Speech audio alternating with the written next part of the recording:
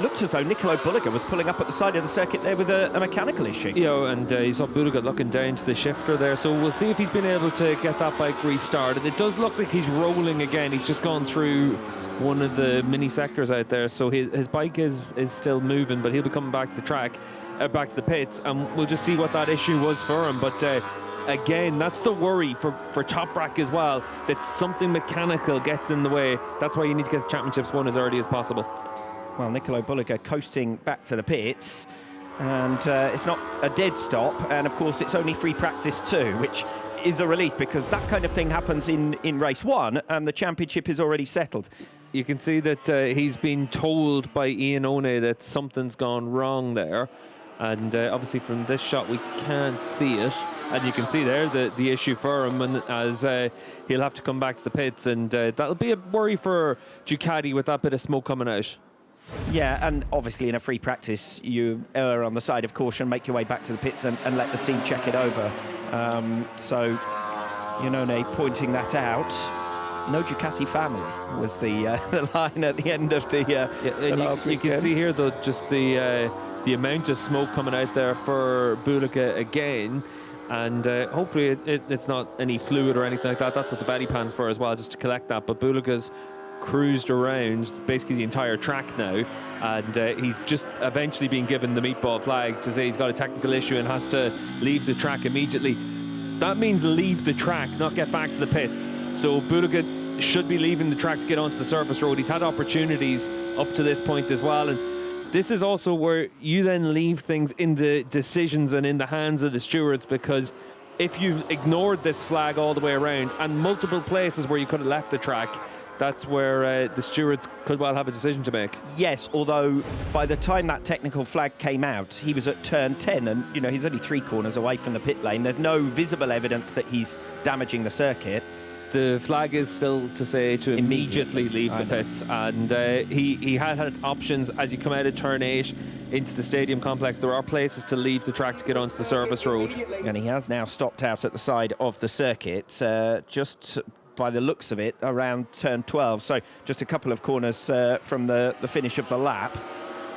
So I don't think he's likely to receive any sanction for that. The flag comes out around turn 9. He stopped at turn 12. You'd be very unlikely to see him receive a sanction just because the stewards don't want to be getting themselves involved in the championship battle as well. But for Bulega, at least he's done the right thing to be able to get that bike stopped, and he's now stopped it at a place where when that bike comes onto the service road, you can see the paddock right behind him. He'll be able to wheel that bike straight to the Ducati pit box.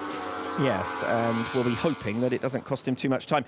We saw as well the onboard, a big moment for Nicolo Bulega. I don't know whether that's related or a first sign of an issue or caused the issue or whatever. It's difficult to tell because we don't know the full sequence of events. But seeing that onboard, it's obviously not been an ideal start to this session for Nicolo Bulega. Yeah, you can see Bulega's just holding his chest protector there. That's the part that you can see him holding in his right hand. And onto the service road, and the marshals will just help him get that bike manoeuvred, and the pit entry is just here to the right, so he'll just come straight back into the pits. And looks like an Aruba.it Ducati fan is getting a much closer look at Nicolo Bulega than they would have expected, as he makes his way back in towards the garage. And well, you don't often get this kind of view who have the backside of pit lane and the trucks and so on, but looks as though Ducati are going to get some help for Nicolo Bulega, wheel him back to his pit bay. And that's not the turn that this day was expected to take, let's say, for Nicolo Bulega, particularly after a strong FP1 and with Toprak Razgatlioglu visibly struggling out there. Yeah, and this is where losing the track time will be really important, and if he does have a terminal issue, that will be the end of the session. We do have a second bike that riders are able to jump onto in World Superbikes, but once you do that, you're then stuck with that bike for the rest of the weekend. Teams don't like to use that in free practice because they want to have it in case of an emergency after a race start. So for Bulega, he'll have to get that bike checked over, and we'll have to see whether or not he even gets out in the session. Yeah, when you see Fede scootering along faster than Bulega, then you know something's gone very wrong. They're just trying to get him back now. What they're doing is they're coming down to an entry point to the pit lane is just on the left, and then they'll take him straight through to pit lane, a little bit easier than having to go through the garages. Yes, as we see the reaction in the pit box. Obviously, we heard from BMW, the first focus is the Riders' Championship, the first focus is race one, and then after that you can start to think about the Manufacturers' Championship, but that's the one that's closest on points, and at the moment it is the Ducati, it is the manufacturer that is the problem issue here for Nicolo Bulega, you'd assume.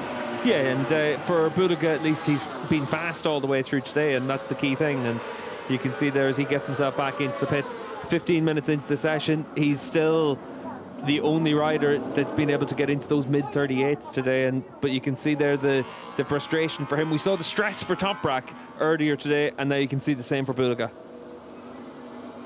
Yeah, first words as he made his way back into the pits. Obviously the bike stopping out on the circuit.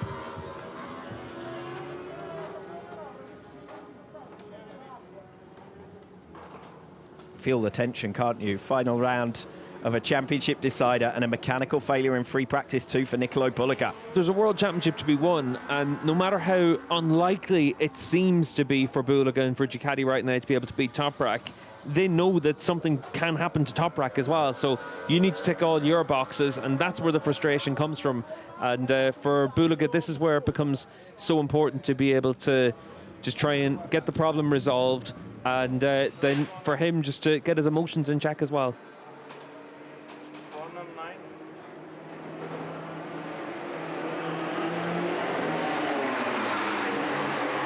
Toprak there just talking about turn 9, which is the entry into the stadium complex, the first of the slow right-handers, and we'll have to see what the situation is there for him. You could hear there, it sounded like Serafino Foti just shouting over to Bulega as well. And for Ducati, this is where, for the mechanics, for the crew, this is where they really show their ability and what they can do. But it's all about everyone being able to keep calm. And for Bulega in particular, this is where you need your rider to be that leader. But sometimes it's good to be frustrated as well, and for Bulega, you need to be able to have that frustration and then move on from it. And already talking to Tommy, his crew chief there. Yeah, obviously, the great one of the good things about here in Jerez is it's you know, a superbike track, it's a Grand Prix track, it's used in Junior GP, it's used a lot for testing, so everyone's more than familiar with the venue, and with the short straights as well, only 600 metres, the longest straights here.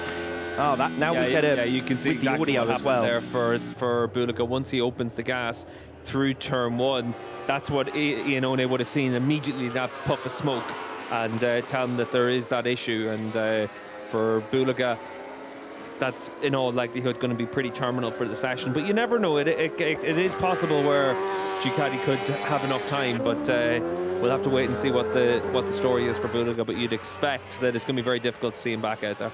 Yeah, and this is Bulega then peeling off at the side of the circuit, trying to find somewhere to make his way back to the pits as quickly as possible, and with a little assistance as well, he makes his way back in.